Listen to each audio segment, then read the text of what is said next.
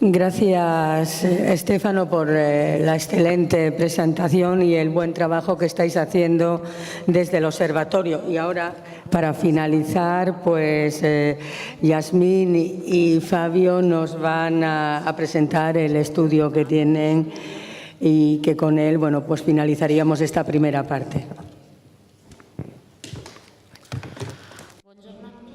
Buenos días a todos.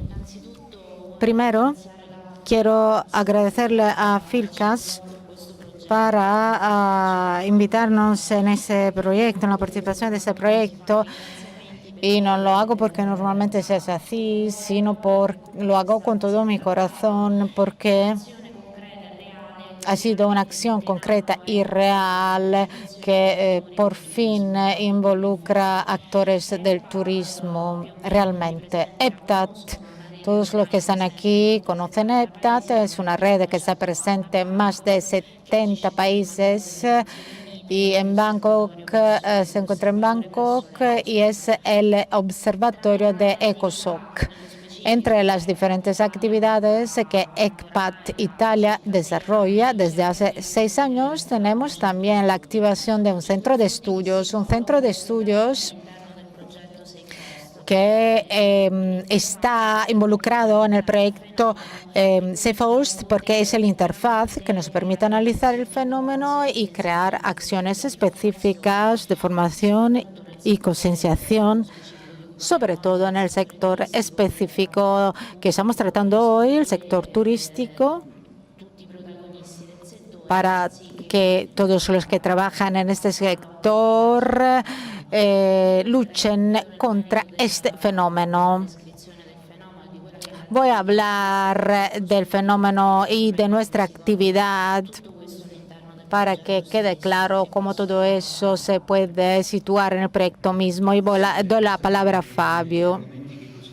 Los temas de los que vamos a hablar hoy representan solo una parte del centro de estudio, de lo que hacemos en el centro de estudio de EPTAT, solo para trazar los límites de un fenómeno que es un fenómeno muy cubierto, sumergido, decimos. Unos datos se refieren al origen del fenómeno, los sectores criminales, el perfil del delincuente, y después voy a dar la palabra a mi jefe. Quiero precisar algo. Para recoger esos datos, EPTAT Italia implicó toda la red EPTAT con un trabajo capilar, porque tenemos más que 70 sedes en el mundo, pero todavía estamos esperando unos datos. Y al final de este informe vamos a proponer que se amplíe la recogida de informaciones que se puedan involucrar en esta base de datos que compartimos todos. Hemos hecho una distinción entre las principales fases: la disminución de los precios, que es posible, el hecho de llegar en destinos muy lejanos sin gastar demasiado dinero, es algo posible ahora. A unos gobiernos de unos países soportan este fenómeno porque tienen ingresos significativos. Los mercados se desarrollan siempre a donde hay los ofensores sexuales y las víctimas. Eso es el contexto en el que se desarrolla el fenómeno. Intereses del crimen organizado. Sí, bueno, si puede ir más despacio, gracias. Hemos escuchado a Lucia Anile, que explicó cómo este fenómeno fuese uno de los 3 en el mundo que en los últimos 3 años se manifestó. Los sectores son el comercio, el tráfico de drogas, el tráfico de armas y la trata de personas, de seres humanos. Y claro, los tres son siempre en las tres primeras posiciones, decimos, de este listado, pero son las principales fuentes de dinero para las organizaciones criminales de todo el mundo. Las razones subjetivas. Hemos utilizado unos datos de las muy pocas personas que están en prisión, en la cárcel, porque no son crímenes que se pueden averiguar. Las razones subjetivas son irse afuera sin control social, no ser castigados.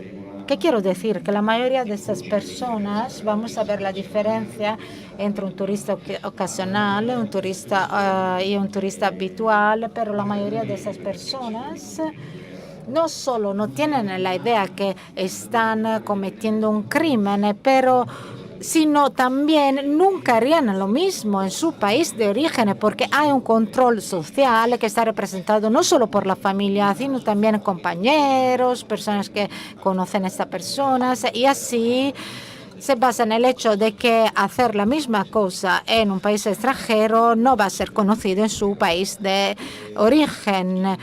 Y no se dan cuenta de que están cometiendo un crimen. Y muchas veces se han comportamientos discriminantes, se piensa que no son niños como los nuestros, y se va confirmando lo que hemos dicho antes, que hay un umbral más alto en el propio país hacia los niños y los adolescentes al extranjero. El crimen parece algo normal. Y si se ve la tolerancia, también muchas veces de los policías en esos países, se empieza a pensar, pero ¿por qué no? Muchas veces las personas no se van ahí con una idea de turismo sexual con menores, pero ¿qué pasa? Que después esta falta de percepción de un crimen ¿cómo puedo decir? Le da la idea de por qué no debo hacerlo. Muchas veces los turistas a quien le gustan estas experiencias vuelven a repetirlas y vuelven en los mismos destinos. El turista ocasional, el que dice por qué no, que se encuentra en una determinada situación, toma la decisión de ver lo que pasa con esas experiencias. Después le puede, decimos, dar asco esa experiencia, y puede también tomar la decisión de que no va a repetir esa experiencia.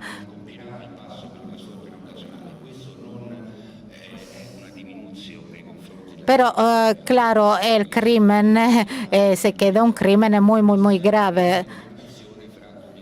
Pero esa es la distinción entre el turista ocasional y el turista habitual.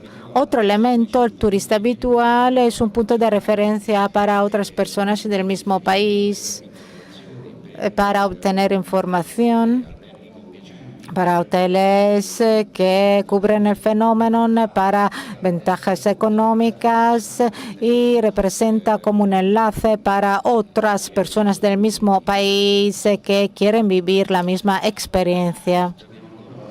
Volvemos al tema de que habló Lucia al principio.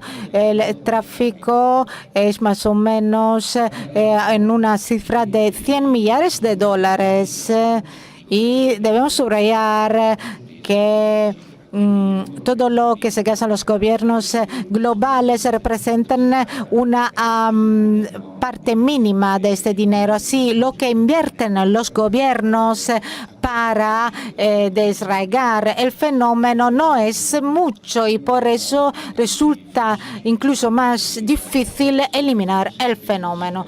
Otro dato que tenemos son los flujos del business web, de los negocios a través de Internet, pero la falta de localización en el web, la dificultad de localización en el web es un problema, representa un problema. Y por ejemplo, este dato, el 12% en Asia, bueno, no quiere decir que la persona que maneja esos tráficos sea de Asia. Vamos a imaginar el sector de la, pornografía minoril. Tenemos muchos sectores, la organización que gestiona los tráficos, la corrupción de los funcionarios públicos y de los policías.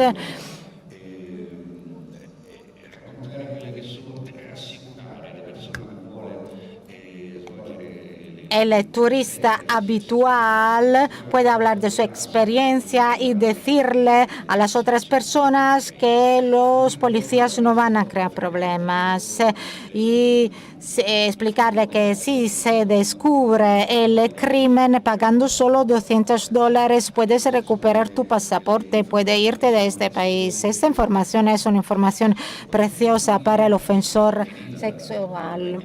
Hay un sector muy amplio, espacios abiertos. Si pensamos en las playas y llegamos a el vértigo de este listado, es una definición que hemos escuchado desde hace muy poco. Pero si hablamos de pedopornografía, tenemos una imagen al revés. Tenemos los usuarios finales, que son muchísimos, y después bajamos las modalidades de difusión, el intercambio y la venta. Los canales, que son los catálogos RES, MMS, el web, que está creciendo, y en contra disminuyen los catálogos de papel, que desde hace muchos años representaron la primera fuente de difusión. Después podemos tener, por lo que se refiere a la producción de vídeos, imágenes pedopornográficas, organizaciones criminales, pero también ciudadanos, personas privadas, porque las personas que se van al extranjero registran esas experiencias, decimos, y no tenerlas para un uso privado, sino ponerlas en este contexto como testimonio de lo que se cometió al extranjero. Y en la parte terminal tenemos el menor abusado. Y debemos acordarnos de esta situación que está al revés, porque después debemos ver las excusas que las personas que fueron emprisionadas presentaron cuando estaban en la cárcel. Hay también el perfil de la víctima. Las víctimas son las personas que tienen menos de 18 años. Tenemos un 10% de menores que están en esta gama entre 0 y 6 años, y la mayoría tienen entre 13 y 17 años, el 60%. La primera no pertenece a la prostitución verdadera, sino son niños que se utilizan para producir vídeos e imágenes pedopornográficas. El género no se trata solo de niñas, sino también de niños. El porcentaje es de 1 entre 3. Cada 4 menores implicados tenemos el 25% de niños, el 75% de niñas. Por lo que se refiere a los costes, EPTAT, que nos contestó, nos dijo que hay una gama bastante amplia, se va desde $5 hasta $100, que es el máximo. Con $100 se puede comprar la vida de un niño o una niña y su inocencia. Estamos hablando de flujos turísticos.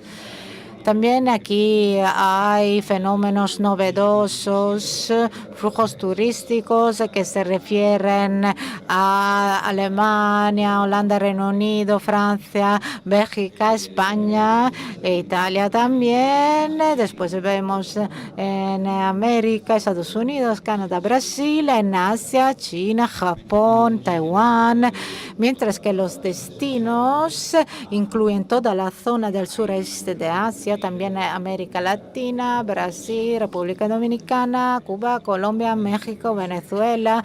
Ya hemos escuchado experiencias que se refieren a México y Venezuela. Es muy significativa la demanda interna que llega hasta el 50%.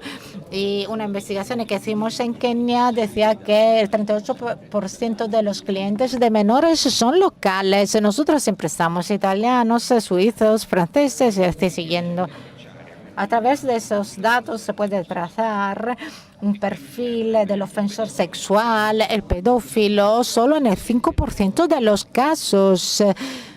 Sí, cuando hablamos de pedófilos nos referimos a una definición de DSM-4, la pedofilia, que se entiende como un problema mental, las personas que tienen una atracción sexual hacia sujetos muy jóvenes. Quien se va al extranjero, también en Italia, para tener relaciones sexuales con niños de 13 años, comete un crimen muy, muy grave, pero no es un pedófilo. Esta extensión del término de pedofilia se origina en la prensa. Muchas veces se tiene una idea que no está bien, porque la definición de pedofilia se refiere a un grupo más limitado de personas. La diferencia, un 30% de personas de turistas habituales, pero son más los turistas ocasionales, los que hemos definido como los turistas del por qué no. Y aquí hay otro dato que destruye unos preconceptos. Debemos alejarnos de la imagen de un turista sexual, que es un señor anciano, que tiene mucho dinero, un industrial que se va al otro lado del mundo para cometer este crimen. Pero no es así. Solo el 5% se refiere a personas que tienen mucho dinero. La mayoría, el 45%, el 50% están en una gama de personas medias, decimos. Y también hay datos en contratendencia con respecto a lo que hemos pensado por muchos años, porque las dos fases, las dos gamas se centran en este 31 y 40. Después se baja a los 50 años, después baja si consideramos las personas entre 51 y 60 años, pero el porcentaje más alto se refiere a las personas entre 18 y 30 años.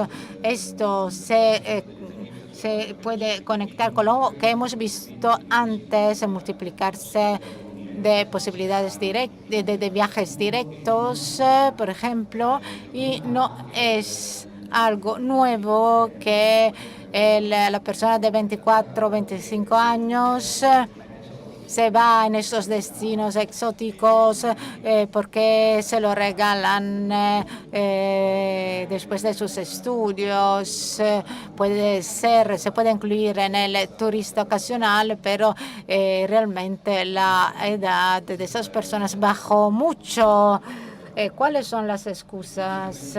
Las más frecuentes justificaciones de los que utilizan prostitución minoril y de los que usan vídeos pedopornográficos son bueno, como es una persona que se vende, si no la utilizo yo la va a hacer, la van a hacer a utilizar otras personas. Bueno, yo soy el cliente número 15, 20, no sé qué, así que no dañé de alguna forma a esta niña.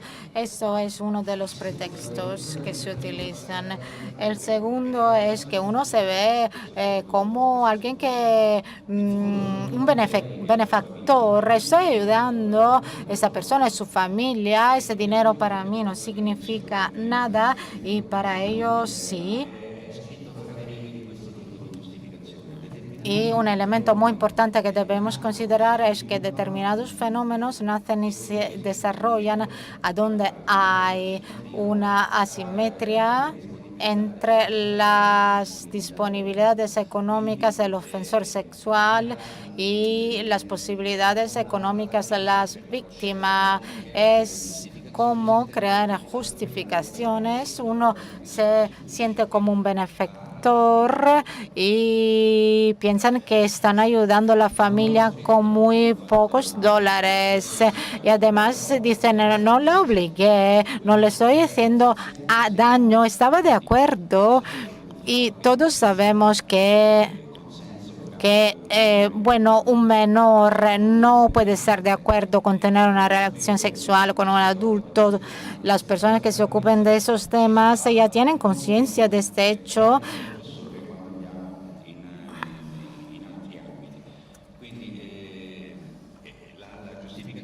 La justificación de que no se obligó la víctima y también intentar cambiar los términos de la cuestión. No soy yo la víctima, es ella que me provocó. Estamos hablando de miseria y de desesperación. Hemos hablado de espacios abiertos en las calles, en las playas. Se crea como una competición entre las víctimas y es sobrevivencia. Bueno, y nunca se puede disminuir, decimos, el hecho de que esos fenómenos sean realmente graves. Unas personas también dicen que yo no sabía que era un menor, que no tenía 18 años, no debemos irnos muy lejos porque es algo que también podemos escuchar en nuestros tribunales aquí en Italia, pero el hecho de no conocer la edad de la víctima no representa una disminución del crimen.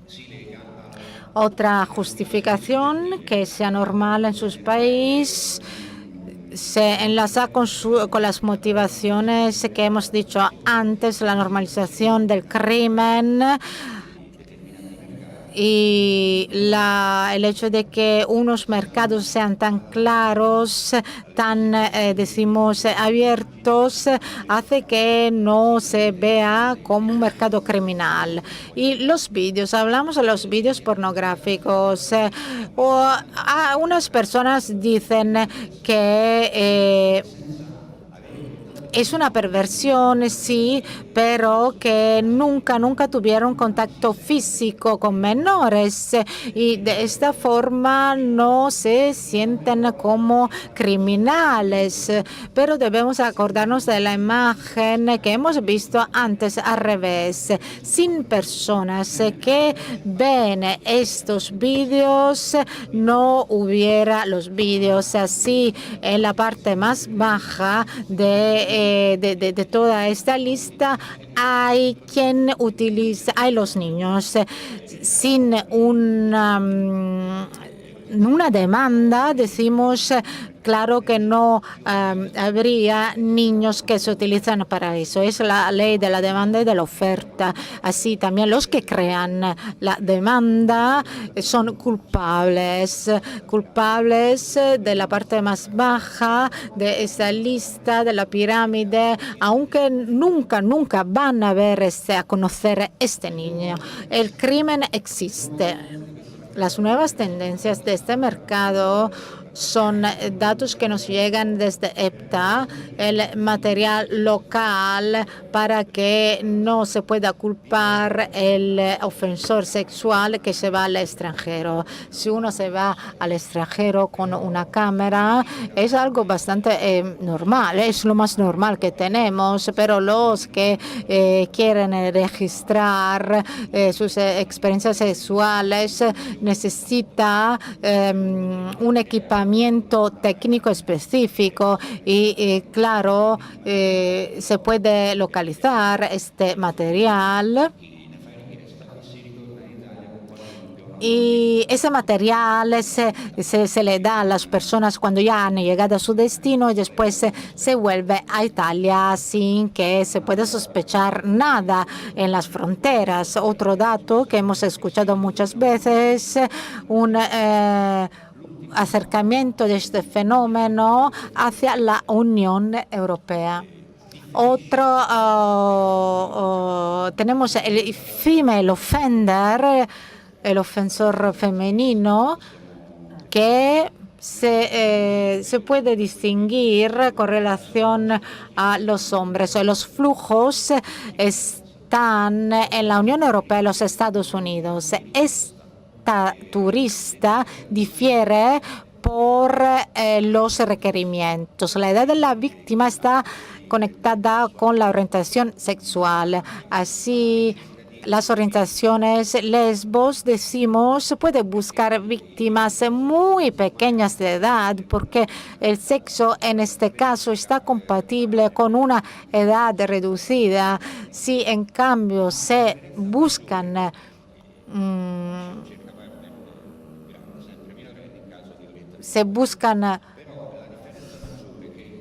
menores. Bueno, debemos hacer una distinción entre los hombres y las mujeres que buscan esta experiencia. Es que una mayor promiscuidad de los hombres. Una persona que se va al extranjero, estamos hablando de irnos a otros países, así no hablamos del fin de semana, sino de estancia de 20 días. Muchas personas buscan muchas parejas para esas experiencias sexuales. Muchos tienen una pareja fija durante su estancia, saben que van a pagar, claro, no estamos hablando de amor, a lo mejor el año que viene se irán otra vez allí buscando otra pareja, pero una pareja que se quede la misma durante su estancia.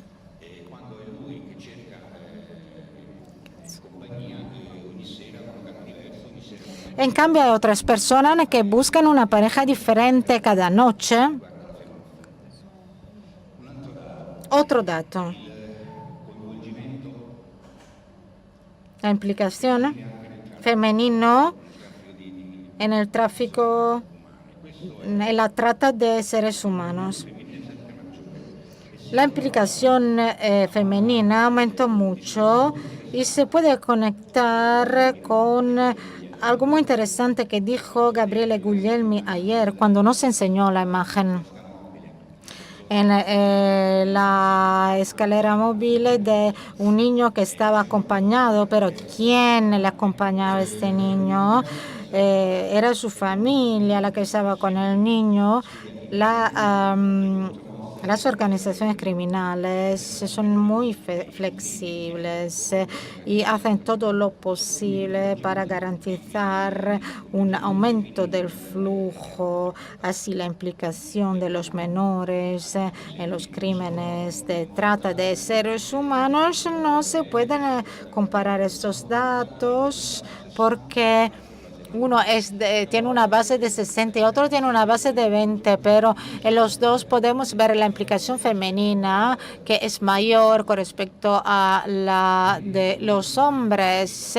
¿Y por qué? Porque entendieron lo más normal del mundo. Una mujer con 3 niños en una frontera no preocupa mucho, claro, no se le va a preguntar mucho y esa es la razón.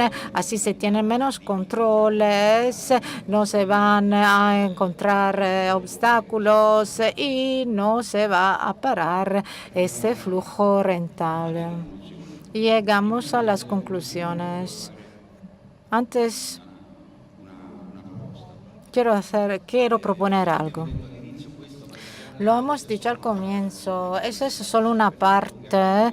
Bueno, sería demasiado largo y aburrido hablar de todo el trabajo que hacemos nosotros en el centro de documentación. Incluye otros perfiles más jurídicos, más criminológicos, que se refieren a los crímenes que se cometen en el extranjero. Pero cuando hablamos de un análisis global, todo se vuelve más complejo. Hay unos comportamientos que pueden ser un crimen aquí en Italia, pero no van a serlo, no sé, en Italia o en otros países y así siguiendo. Así, identificar los comportamientos que es difícil hacer una clasificación. Eso no se puede hacer en relación al código legislativo, claro. Pero ya hemos dicho que el fenómeno es un fenómeno muy capilar, muy difundido. Lo que quiero proponer es ampliar a otras ONG y a otros conocimientos. Estaba pensando en nuestras compañeras de CEOP y otras fuentes que nos pueden ayudar en la inclusión de datos de evaluación, en otros casos datos objetivos, en incluir esos datos en nuestra base de datos para esbozar el fenómeno. Y claro, la colaboración no debe ser unilateral. Se reciben datos, pero la elaboración de este dato hay que compartirla a fin de individuar el fenómeno, para ubicar su país, su fenómeno. En el fenómeno puede servir a las ONG para presentar proyectos, para documentar proyectos, para tener un material común, una base de datos en común. Es una propuesta que podemos analizar y ahora doy la palabra al jefe. Bueno, ahora muy rápidamente. Nos pareció oportuno citar también la norma de referencia. Ya hemos visto que es objeto de estudio en el observatorio mismo de BNT. La normativa de referencia promocionada esencialmente por ECPAT en Italia, con las sugerencias de presidentes de muchas convenciones internacionales o congresos organizados por las mismas ECPAT con UNICEF y los gobiernos. La primera norma es la ley 269 de 98, que es la ley de que procede el estudio que mencionamos. Con esta ley se reconocieron primero las varias formas de explotación de menores, de la prostitución de menores, uso de menores para producir imágenes pornográficas, trata, explotación sexual y turismo sexual a detrimento de menores. Se introdujo también el principio de extraterritorialidad, o sea, la posibilidad de castigar estos crímenes también cuando se cumplan en el extranjero.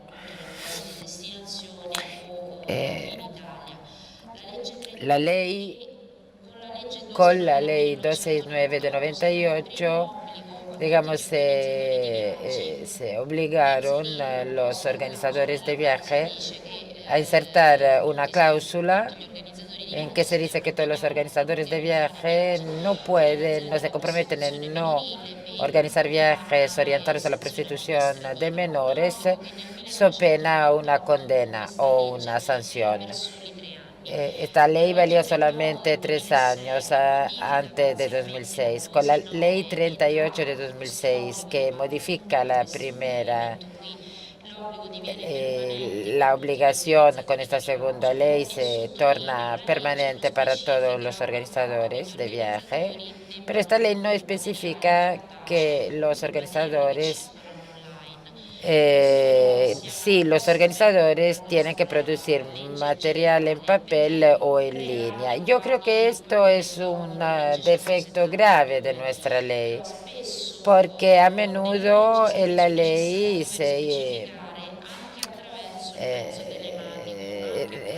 en la ley habría que prever que el medio no es solamente en papel, el medio de transmisión, de difusión de las noticias, no es solamente el papel, sino también la conexión en línea, y el hecho de que falte esta precisión la ley de alguna forma exime a muchos a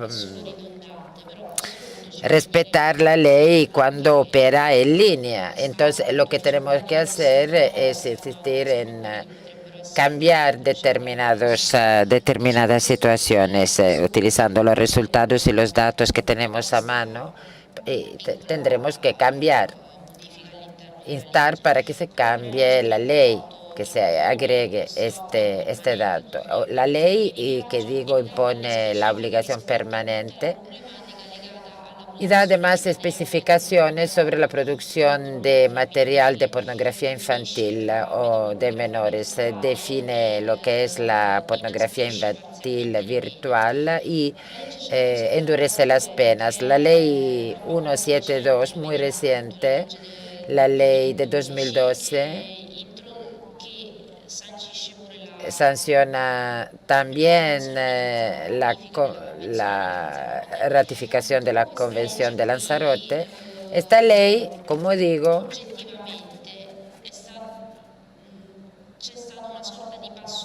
dio un paso atrás de alguna forma respecto de la normativa italiana, porque esto ya se ha dicho muchas veces, Italia no tenía... Italia ya había hecho mucho sobre este problema. La 269 de 98 con la integración de 2006 era una ley bastante completa. Con la 172 se hizo cierta confusión, o sea, se endurecieron las penas, pero distintamente a lo que esperábamos, o sea, un endurecimiento del mínimo de la pena, ha pasado lo contrario, o sea, que se ha aumentado el máximo de la pena prevista. Y otro problema que ha surgido con esta ley es que se utilizaron erróneamente algunos términos, por ejemplo, el término pedofilia o pederastia. Con la ley anterior se introdujo también el tema de la instigación a la práctica de pederastia y también una sanción para quien mantenga que la producción de determinadas imágenes tiene un fin literario o artístico. Y otro elemento que introdujo la ley 172 es el grooming, que lo definía la convención, o sea, la ley no permite configurar un crimen verdadero. Hoy, quien dialogara en Internet con un niño en una charla virtual, aunque sin la intención de tener una relación sexual con él, o intercambiar material de pornografía infantil, hoy es perseguible desde el punto de vista judicial. Aquí tenemos algunas tipologías específicas del Internet. No entro en matices porque todo es bastante conocido y evidente. Se trata de sujetos que de una forma u otra pasan de varias etapas. Primero son sujetos aislados, luego buscan a otras personas con que unirse e intercambiar material, y también luego producen y difunden y hacen circular el mismo material. Estas son las formas de difusión y de producción de las imágenes, o sea, autoproducción, detención autónoma de material, o más compleja es la forma de comercial, porque es difícil entender en estos casos si la persona quiere entrar al mercado o solo quiera seguir aislada. Esto sirve para comprender las diferencias entre los ofensores individuales y la delincuencia organizada, que en cambio tiene todo un sistema de ganancia con estas prácticas. Esta es la clasificación, la última. Aquí no se puede decir que quien intercambie material de pornografía infantil no llegue realmente a un contacto directo. Esto no se da a menudo. Digamos que a escala mundial más o menos no se produce este caso, porque tenemos que recordar que un elemento importante de este problema es que el menor, aunque sí se clasifica entre 0 y 18 años, tiene una etapa en que puede dar una suerte de consentimiento. O sea que el paso a un contacto directo con la víctima configura la persona del groomer, que digamos es un término que viene del mundo de la naturaleza, ¿no? Del animal. Una persona que manipula psicológicamente al menor y luego obtiene su consentimiento, y en algunos casos casi parece que es el menor que quiere encontrarse con su groomer. Ahora terminamos. Estas son las informaciones que alcanzamos, que conseguimos a escala global, también para tener una visión global del fenómeno. Quiero repetir un aspecto.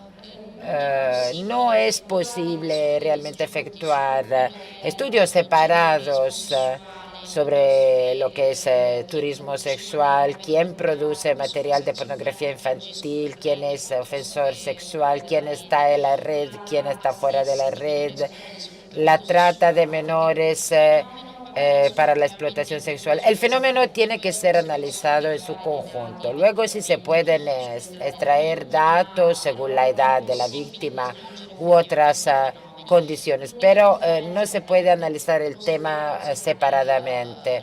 De hecho, los delitos conllevan penas y condenas diferentes. Por eso, el dato último que esperamos poder individuar a principios del verano, a finales del verano y principios de otoño, como SafeHost, es un dato global, por eso digo, un dato global del fenómeno, y luego restringido a la realidad europea, porque el proyecto es europeo. Pero yo creo que el dato tenga que ser europeo es importante, porque refleja el camino emprendido por el Consejo de Europa. Una apelación que quiero lanzar. Yo sé que soy la última ponente, entonces me explayo un poco. Una vez que se haya terminado el proyecto y bien sabemos que quien participa en los proyectos de la Unión Europea luego, claro, tiene toda la actividad de evaluación ex post, ¿no? Pero lo que quiero decir es que esta evaluación que hay que entregar a la Unión después del proyecto habría que ser realizada internamente por los socios y para llegar a propuestas nacionales y europeas, porque sí es cierto que nosotros mismos creamos como ECPAT bastante confusión. Pues es cierto, sí, creamos confusión en algunos casos como ECPAT porque falta conexión entre nosotros. Trabajamos muchísimo, pero en algunos aspectos falta comunicación. Sí es cierto esto, también la Unión está creando confusión con directivas, proyectos, caudales de financiación, con buena voluntad, por supuesto, pero está creando confusión. El 23 de abril pasado se dio una resolución, se produjo una resolución donde se hablaba de turismo sexual, a la que participó, yo creo, un nuevo parlamentario que informó con nuestros datos y pidió que se emprendieran acciones preventivas, o sea que esto ya se ha hecho y que se están solapando algunas iniciativas, se ha creado una falta de comunicación, hay cierta confusión, por eso es importante, como decía, que la evaluación pase por los socios internamente para llegar a una mayor concreción a nivel europeo. De momento parece que la situación no está tan clara, ¿no? Se lanzan apelaciones, a veces apelaciones que se solapan con otras y nosotros vemos los resultados y luego nos damos cuenta que es la Unión que no los ve. Bueno, gracias.